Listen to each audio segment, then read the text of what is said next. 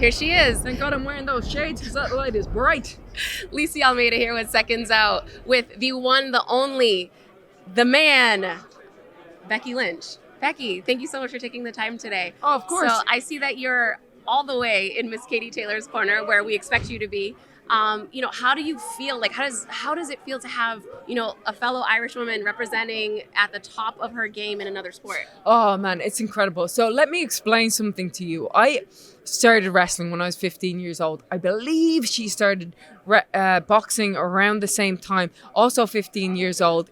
Both in these tiny little gyms in Bray, County Wicklow. Obviously, we were doing very different sports, but everyone knew about Katie Taylor back then. Everyone knew that she was a legend, that she was going to change the world, that she was going to bring women's boxing to new heights. And to see it and to get to be here and experience it and feel it, it's electric. And I'm feeling pretty electric. I got goosebumps all over my body thinking about it. And I'm so proud to be able to represent her and of everything she's done. It feels really good to be an Irish woman at this time. Absolutely. And both of you are trailblazers in your sport in your own right. I know we've heard all weekend about how Katie Taylor had to, mask herself as a boy in the beginning of her career. And you've, wrestled in, gyms and other, places all over the world.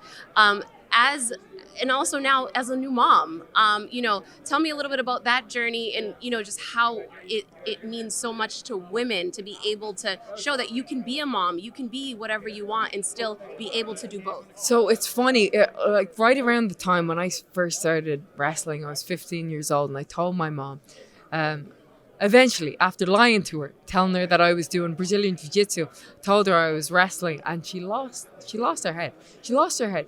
Because I couldn't show her what I wanted to do because it had never been done before.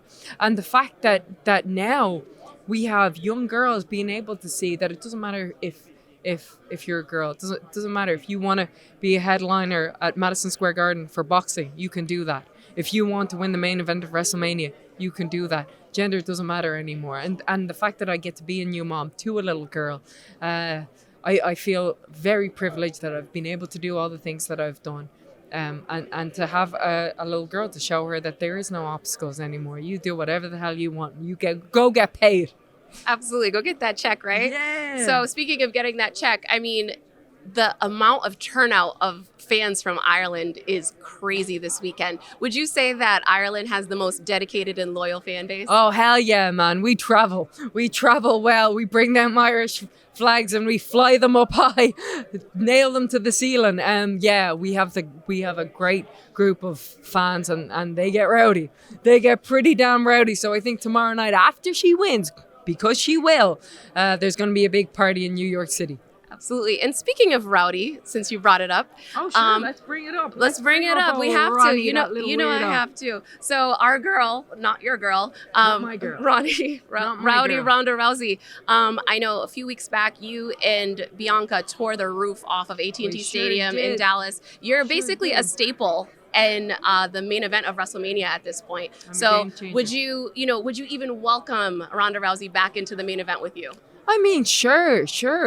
But now it's different. We're in a different position than we were in 2019. I don't need to step up to her anymore. She needs to step up to my level. So come on, just bring it, Ronnie, to coin a phrase from my good friend DJ.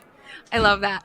And then just at the end of the day, you're a mom and there's a lot of little girls out there that maybe want to break into wrestling or break into combat sports or break into, boxing or things that they, see a lot of barriers for. What advice would you give to them?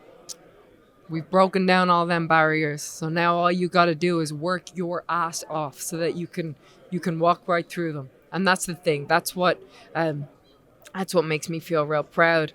There's a saying that says you might be the first one day, but make sure that you're not the last. Make sure you leave room for more.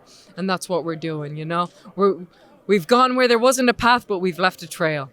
Absolutely. You guys are paving the way. And speaking of paving the way, would you like to see Katie join you in a WWE ring anytime soon? Ooh, Maybe. we booking matches. We booking matches. We are. I do it all. I do Okay, it all. all right. So maybe Amanda and Bianca versus you and Katie coming up. I mean, we could change the card for Backlash. No, we can do that. We can do that. We got to put them tag team titles on the line. Maybe we got to get Sasha and Naomi in another corner, make it a triple threat, and then me and Katie will walk out new champions. Absolutely. Or hold on. Let me throw a monkey wrench into this. How about we bring Connor McGregor in and you guys do a mixed tag? How about that? Well, okay. So is it me and Connor? Me and Connor versus who we facing? Anybody you want. Anybody we want. Oh, all right. I'm down for that. Well, hell, I'm down team with Connor McGregor anytime. Absolutely. Wonderful. And just last question here. I know you're Team Katie. I don't have to ask you that, but do you think it's going to go all the way? You think she's going to win by knockout? I don't have a prediction for that. Because they're both incredible.